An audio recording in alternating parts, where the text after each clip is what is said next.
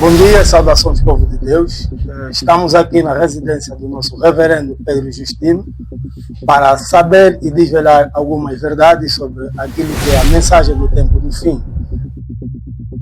Estamos aqui na residência do nosso reverendo Pedro Justino para saber e desvelar algumas verdades sobre aquilo que é a mensagem do tempo do fim, para saber se a sua opinião ainda coaduna e anda com aquilo que é segundo a visão de Malaquias 4. Saudações, nosso honorável reverendo Pedro Justino. Amém. Como está? Também. Estamos bem na graça de Deus. Nós também estamos bem, pela graça de Deus.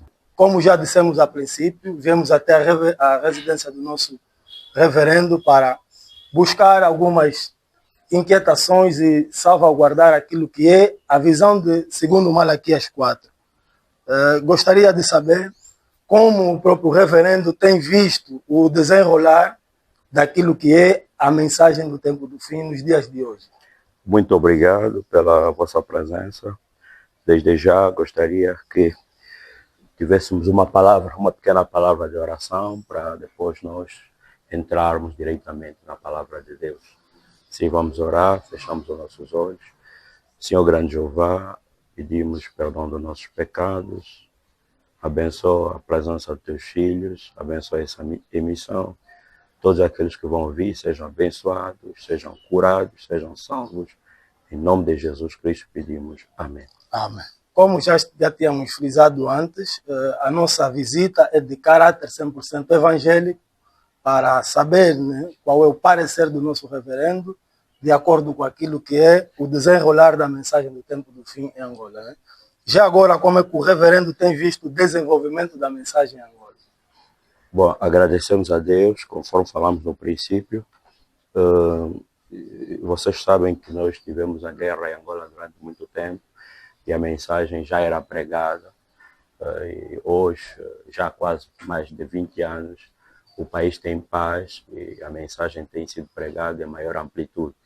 Portanto, há realmente um grande progresso, uma dimensão maior.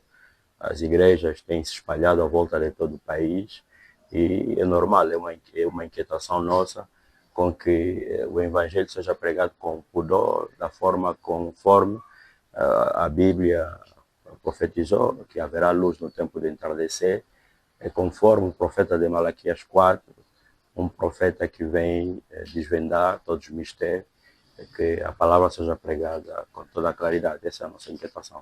Notamos que também no desenrolar do tempo tem ouvido-se e visto várias campanhas, né, no decorrer da época. Gostaríamos de saber como é que o nosso reverendo está a ver hoje, se são escriturísticas, se são de concorrência carnal, essas campanhas que têm havido em torno do país.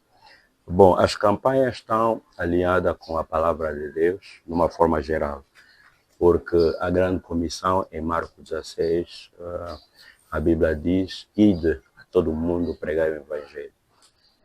Em São Mateus capítulo 10, Jesus Cristo comissionou os apóstolos para ir pregar o Evangelho. Portanto, quando os apóstolos foram pregar o Evangelho, na realidade, na nossa linguagem moderna de hoje, aquilo eram campanhas que o Pedro fazia. Paulo fazia muitas campanhas, Pedro fazia muitas campanhas. O nosso profeta William Marion Branham, o modelo da era, fazia muitas campanhas e não só. O profeta nos deu uma recomendação dizendo que nós devemos fazer qualquer coisa para o Senhor Jesus Cristo. O que canta deve cantar para Cristo, para levar as pessoas ao conhecimento da verdade. O que prega, mesmo na rua, no canto, em qualquer lugar, deve fazer um esforço para mostrar às pessoas o Evangelho do tempo do fim. Portanto, as campanhas estão na ordem do dia, estão aliadas com a palavra de Deus. Agora, obviamente, como no tempo do Paulo fazia essas campanhas, mas também havia imitadores. O importante é saber se o motivo é certo, o objetivo é certo, e se é Deus que comissionou para fazer esse trabalho. Se for Deus, certamente que aquilo irá à frente. Sabendo que o nosso reverendo é um grande organizador de campanhas que tem levado o Evangelho de forma certa e desta maneira, impulsionando campanhas, será que as campanhas organizadas pelo reverendo têm impactado a vida das pessoas? Certamente, as campanhas que nós organizamos, elas impactam De facto, nós até aqui organizamos 2 campanhas, não é? A última campanha que nós organizamos, ela teve um sucesso à volta de 99% de apreciação. Houveram almas que foram salvas, essas almas foram batizadas em nome de Senhor Jesus Cristo, e essas almas, no dia a dia, elas até hoje continuam a vir, ouvir a palavra de Deus, continuam a crescer. Houveram pessoas que foram libertas de várias enfermidades, de vários males, cumprindo na sua amplitude Marcos 16 e Mateus capítulo 10. O Senhor Jesus Cristo comissionou os discípulos com a palavra e com o poder de Deus. Uma vez que estamos diante do nosso canal, há provas de que sim, houve pessoas que foram curadas, pessoas que foram libertadas, pessoas que até hoje ainda dão testemunho daquilo que foi a recuperação por intermédio dessas campanhas. Certo. Temos muitos testemunhos. Durante a campanha, claro, o maior testemunho, o objetivo da campanha é a salvação das almas. A salvação das almas. No entanto, houveram várias curas, várias libertações. Há pessoas que a gente não lhes impôs as mãos, só o facto de porem o pé na sala foram totalmente libertas. Há pessoas que receberam a libertação só com um panfleto. Há pessoas que receberam a libertação durante a pregação. Portanto, essas pessoas existem, os contatos estão aí, não são montagens, okay? É uma realidade. Quer dizer que o Senhor Jesus Cristo é uma realidade no nosso ministério. Aquilo que Deus comissionou em Marcos 16, através da luz do tempo de entardecer, que o profeta Abraão pregou, através dessa grande energia, né, a mensagem, através da força do Espírito Santo, nós estamos alinhados no mesmo Espírito e continuamos a fazer esse trabalho para a salvação das almas e preparar as pessoas até o arrebatamento. Sabendo que o impacto dessas campanhas veio por intermédio daquilo que é o chamar do povo, o chamar das pessoas que estão no calento, que estão na aflição de ter algo palpável. As igrejas ainda hoje têm demonstrado que os 9 dons estão manifestados dentro da igreja, ou algumas já se apartaram disto, naquilo que é o mundo da mensagem pregada por Malaquias 4. Certamente que, bom, o profeta disse que nós não podemos pregar, as nossas expectativas, as nossas experiências, melhor dizendo. Nós devemos pregar a palavra de Deus. E um bom ensinador não faz o seu absoluto através das suas experiências, né? Mas um bom ensinador é um biblista. O profeta chama isso de biblista. Quer dizer, ele faz a sua experiência à volta da palavra de Deus. Tanto as pessoas, em todo lugar onde houver o evangelho a ser pregado com poder e demonstração do Espírito Santo, naquele lugar haverá os 9 dons. Porque quem prega também tem dom. Embora é um ministério, mas aquilo também, num ângulo, é como um dom. Os ministérios, o apostolado, o evangelista, o doutor, o profeta menor, etc. Mas os 9 dons devem acompanhar todo o ministério, que é ministério apostólico, deve ter na sua igreja os 9 dons. Porque o trabalho do profeta William Marion Branham é de nos tirar das denominações, de nos tirar da superstição e de nos levar de volta à fé apostólica. Portanto, esse é o trabalho do profeta William Marion Branham. Eu vou ler aqui uma citação muito rapidamente, em 2 Timóteo, capítulo 4, versículo 1 em diante, a Bíblia diz: conjuro-te, pois, diante de Deus e do Senhor Jesus Cristo, que há de julgar os vivos e os mortos na vinda e no seu reino, que pregues a palavra. Portanto, Timóteo era um ministro que Paulo estava a formar, e Paulo, mensageiro da era, disse ao Timóteo que pregues a palavra, instes a tempo e fora do tempo, redarguas, repreendas, exortes, com toda longanimidade e doutrina. porque virá tempo em que não sofrerá a sã doutrina, mas tendo comissão nos ouvidos, amontoarão para si doutores, conforme as suas próprias concupiscências, e desviarão os ouvidos da verdade e voltarão à fábula, etc, etc. Em casa podem continuar a ler os ouvintes, mas para dizer que a hora que estamos a viver é a hora do retorno à mensagem apostólica. E o profeta Branham tinha sempre o cuidado de nos levar nas escrituras. Tanto na era que estamos a viver, o profeta diz na Etc. da Igreja, em mais outras citações, que haveria uma invasão do erro,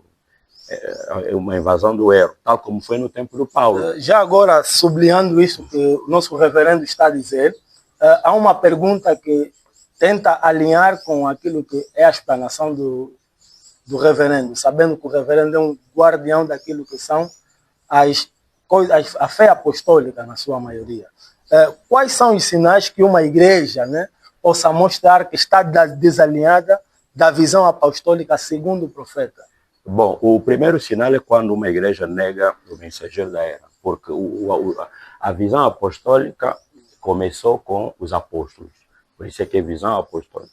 Malaquias 4 nos diz que levará o coração de volta aos pais. Portanto, nós somos filhos, Malaquias 4 tem 2 ângulos, mas a parte que nos interessa é levar o coração dos filhos aos pais. Quem são esses pais? Paulo, Pedro e os apóstolos. A visão apostólica começa com os apóstolos. Devemos crer que numa era há um mensageiro. Nessa era que estamos a viver, recebemos um mensageiro.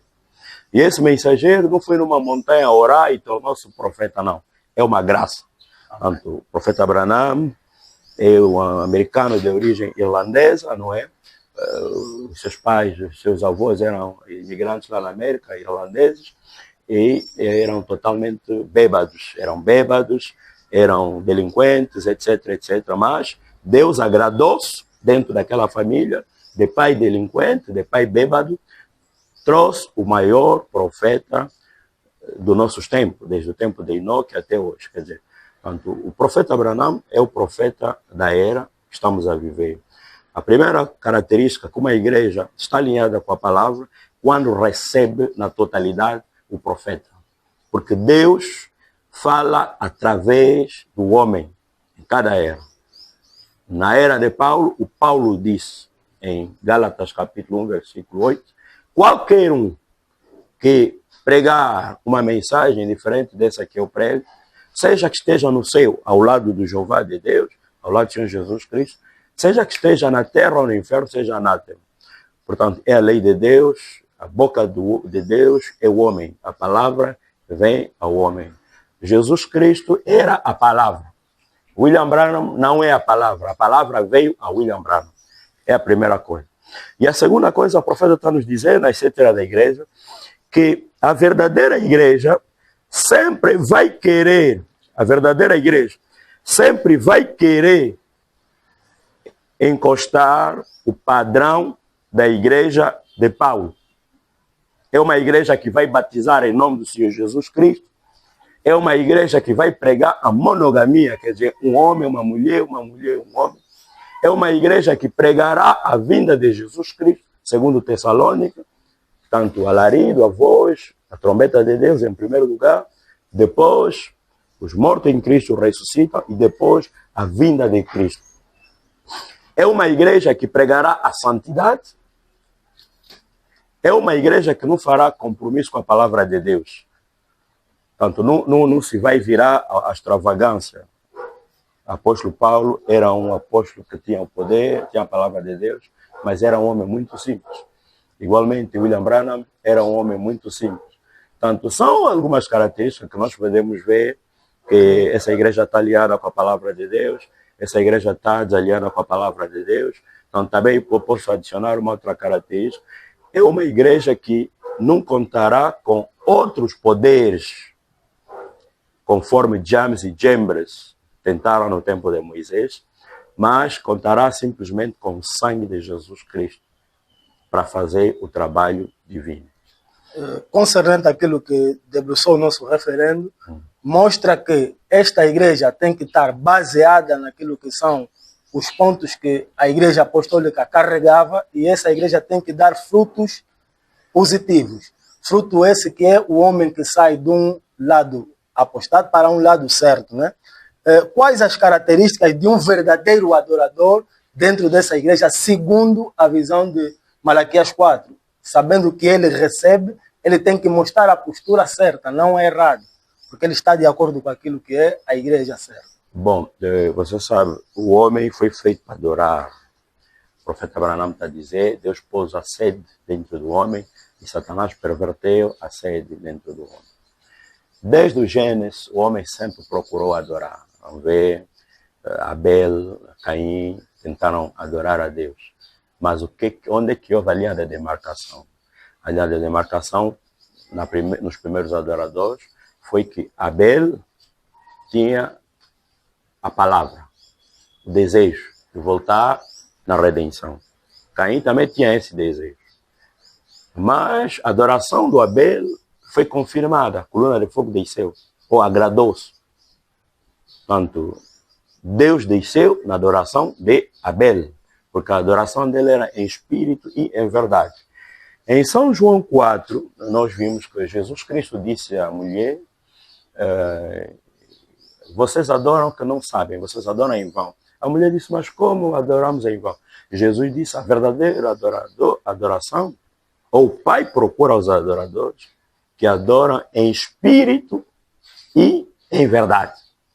Portanto, hoje, para você ser um verdadeiro adorador, deve conhecer a verdade. Jesus disse, conhecereis a verdade vos libertará.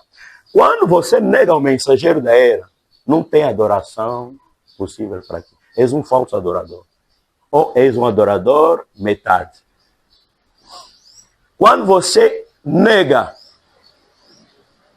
o poder de Deus, que Jesus Cristo é o mesmo ontem, hoje e eternamente, e dizes que aceitas o mensageiro, mas que as obras de Deus terminaram com a morte do profeta Abraão, a tua adoração é em vão. Quando você adora com mortos, irmãos que já morreram, você diz que estamos aqui com o irmão fulano que já morreu, estamos aqui, aquela adoração também é em vão. Porque nós devemos adorar na presença do Senhor Jesus Cristo, tal como Moisés lá no monte, ou Elias no Monte Carmelo. Os falsos profetas tentaram adorar, Elias fez a adoração e a coluna de fogo veio na adoração de Elias. Portanto, é um sinal, a pessoa deve ter a palavra de Deus e deve ter os sinais. Se não tiver esse binômio, é uma adoração falsa, é uma adoração bem falsa, é uma adoração que Deus não agrada, Deus não agrada. E talvez pela próxima teremos mais tempo de percorrer o profeta Abraão, porque não podemos falar muito sem ler, mas é necessário, não é, nós compreendermos e lermos aquilo que o profeta está nos dizer. Vou ler rapidamente aqui na pregação central da igreja, para a página 54. Porque surgirão falsos cristos e falsos profetas, e farão tão grandes sinais e prodígios que, se possível fora, enganariam até os escolhidos. E então, a resposta está clara diante de nós: há uma verdadeira igreja e uma falsa igreja. Sabe? Sim. Sabendo que há a verdadeira e a falsa... Deixa eu só terminar. Há uma verdadeira vinha e uma falsa vinha. Mas é claro que a falsa igreja, o corpo da falsa vinha, sempre procurará usurpar, tirar a posição da verdadeira igreja e sustentar que ela e não os eleitos são os verdadeiros. Foi assim no livro de Atos, é assim que é exposto nas 7 eras, e é assim que está declarado nas várias epístolas. É assim que foi, é assim que é agora, é assim que será, não pode mudar. Quer dizer, o profeta está a dizer que há 2 igrejas. A falsa igreja vai terá usurpar. Apóstolo Paulo está a dizer a Timóteo, pregues. Qual é a característica da verdadeira igreja? Apóstolo Paulo está a dizer, pregues, dentro do tempo, fora do tempo. Haverá um tempo em que a mensagem será pervertida. E nós estamos a viver nesse tempo. A mensagem foi pregada, mas há um vetor, há uma força diabólica grande que vem para abalar a mensagem. E o profeta viu esses falsos profetas, o profeta viu esses espíritos errôneos. Na página 55, profeta, e você tem se concentrado no ministério desses últimos dias, você terá notado a mesma invasão de espíritos falsos malignos. Tem que ser assim. Agora, eu espero e confio que você tenha suficiente mentalidade espiritual para entender isso e capitalizar isso. Então, haverá vários espíritos falsos. O profeta previu, o profeta viu a evasão do erro que vinha sobre o nosso tempo, e sabemos que a falsa vinha, como a verdadeira vinha, está ao nosso redor. Tem tomado Angola por intermédio desta mesma mensagem que veio perfeita. Qual é o conselho que o nosso reverendo Pedro Justino deixa já agora para a geração vindoura, e não só, né? Aquela que também caminhou durante este todo o tempo dentro deste erro? Bom, o conselho, o tempo talvez é pouco, mas está sempre na mensagem, né? Nós, os pregadores, devemos repetir o profeta William Marion Branham, repetir por inspiração, não é repetir carnalmente. Deus abomina aquilo que é carnal, é movimento de Caim. Portanto, o ministério é uma realidade, não é porque sabe falar português, vai fazer igreja, ou porque sabe falar francês, vai fazer igreja, ou sabe falar em inglês, vai fazer igreja. O ministério é um dom. O ministério é uma parte de Deus dentro do homem, é uma responsabilidade que Deus te dá para você libertar as pessoas. Portanto, e os Efésios 4 não podem fabricar, porque a palavra não veio a mim, a palavra veio ao profeta. Nessa era que estamos a viver, nós devemos saber que o profeta William Marion Branham, aqui na página 295, tem um ministério específico. E o ministério do profeta William Marion Branham é nos levar na fé apostólica. Qualquer movimento fora da fé apostólica, as pessoas vão recolher fruto e movimento de Caim. Página 295. O profeta está nos dizer. Agora, este mensageiro de Malaquias 4 e Apocalipse 10, 7 fará duas coisas. Primeiro, segundo Malaquias 4, ele converterá o coração dos filhos aos pais.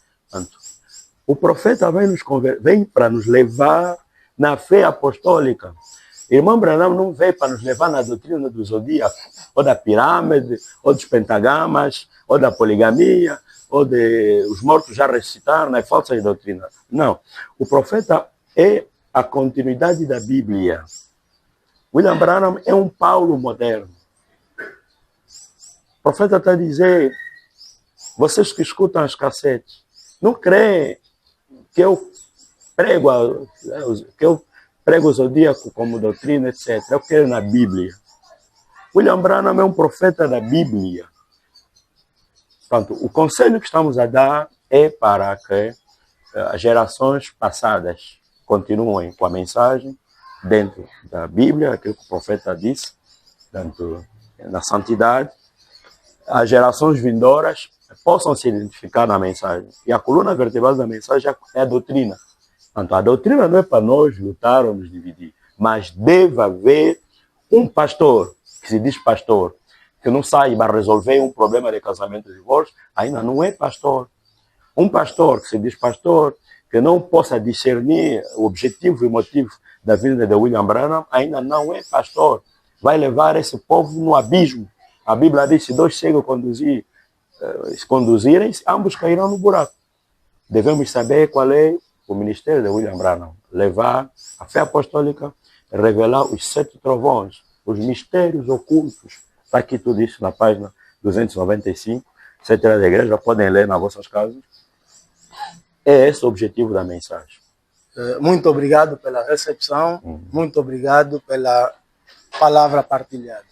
Que Deus te abençoe. Que Deus abençoe ricamente. Obrigado. Até uma outra ocasião. Obrigado. Aguardaremos. Shalom. Shalom.